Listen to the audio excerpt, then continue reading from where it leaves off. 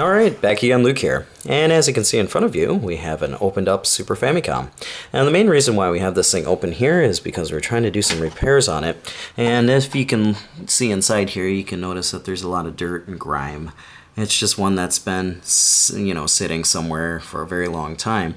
But that's not the main issue. The main issue with this one here is that it's displaying in black and white.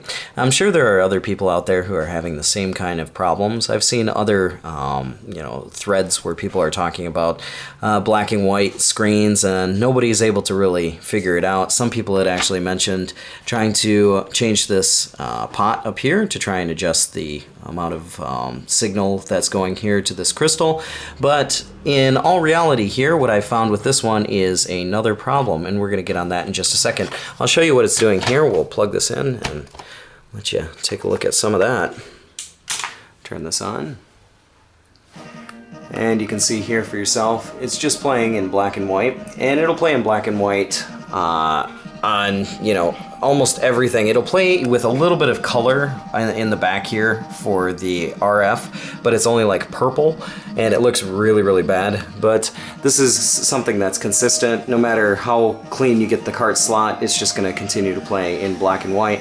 So what I did is I started to look around the board here just to see what I could find as far as problems go. And up here at the front, we'll turn this off here, by the GPM02, there is a small little encoder, and we're probably going to have to disconnect these wires here so you guys can get a better look at it. Take this out.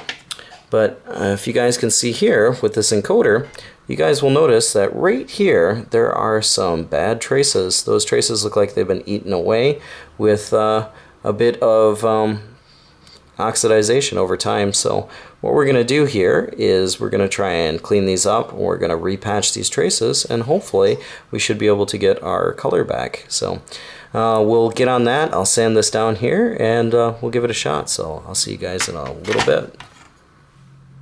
Okay, so as you can see here, what I've done is I've tried to sand away the solder mask, and it's going to be kind of hard to tell, but you guys can probably see there's a small little black dot there that is causing this line here to be incomplete.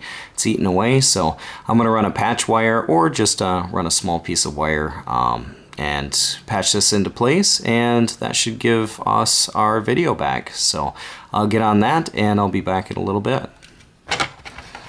See if you guys can see that a little bit better there. You can see the little hole right there. So here we go.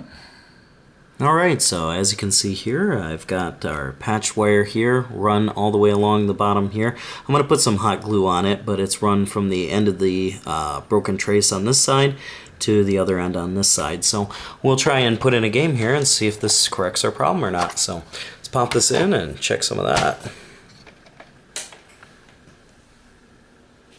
Look at that. There we go. We've got color again. Woo! It looks fantastic. So, if anybody else out there is having any trouble with their machine, for example, not putting out any color, if you have black and white screen, what I recommend doing is checking this encoder or checking around the encoder area. You should be able to see a little bit of some oxidized traces or something, which will allow you to kind of get access down here to possibly be able to patch it. And there's a couple of points on here that are a little bit small in order to get at, but you just have to remove the solder mask on it and then just run your trace wire from the beginning to the end. Recommend if you have a multimeter that can test continuity, that'll help you out a lot, but this is probably where you're going to find most of your trouble. Nonetheless, here, just want to share this quick kind of fix here with you guys, and yeah, it's about all for me for right now. Like always, I'll put up another video here soon, so thanks for watching. Woo, watching a Super Famicom come back from the dead. Good guy. What I'll probably do here is I'll also put some paint over these traces here so that they won't get oxidized anymore. You can use anything, fingernail polish or any kind of paint marker will work, just to cover them up so they're not bare, but yeah, good guy.